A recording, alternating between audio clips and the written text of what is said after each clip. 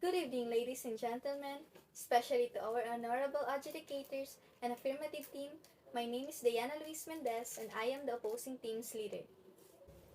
We argue that the Philippines should be subjected to and is bound by the United Nations Human Rights Council's resolution for a comprehensive international review of the Philippines drug war. Before I begin my constructive speech, I'd like to rebut the affirmative side's argument. The affirmative side stated that the UN Assembly and its subsidiaries cannot issue a resolution but only recommendations. But these recommendations will help to secure justice and reduce pressure on the state while also improving its system. Proceeding to my constructive speech.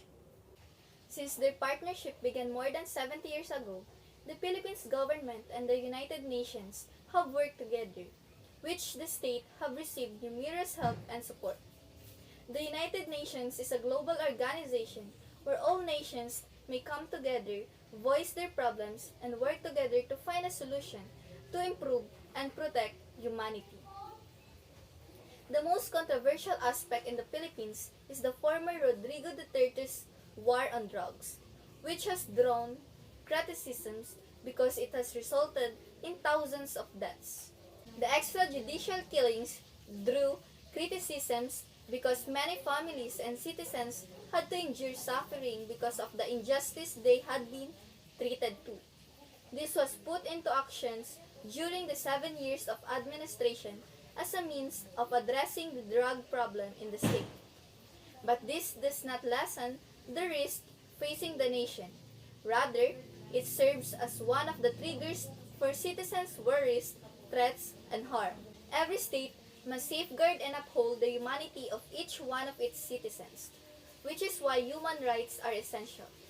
However, if the state's system has received or been subject to greater controversy and criticism, it must be reviewed and promote resolution to provide an effective strategy in combating the issue.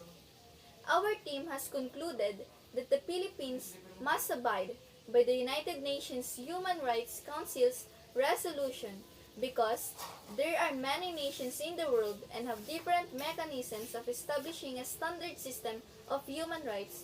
They can gather and assess the system of a specific state and suggest all possible best resolutions. On about my first argument, the state has come under pressure because of its approach to the war on drugs, which demonstrates the government's incompetence. As a result, it is important to cooperate with the investigation because it will serve as a guide and can determine whether the state system is in violation of the law or is following it and what steps should be taken. Since it is an international organization, there will be a standard justice system that the state may choose to adopt or follow. Additionally, since it is an international investigation into the problems with the drug war, there will also be an international system that the state must adopt to improve the system. Second, the investigation will allow the government to acknowledge or demonstrate the failure of its approach to the war on drugs. Due to the extrajudicial killings committed during the war on drugs, the government's justice has been surrounded by doubts and it is frequently questioned as to whether it is accurate. As a result, the human rights system has been called into question, and the citizens of the state have doubts about their own country as a result. The state's justice process will be enhanced and improved through the United Nations Human Rights Council. Thus, we conclude that the Philippines must cooperate with the international review of the United Nations Human Rights Council to decrease injustices in the state.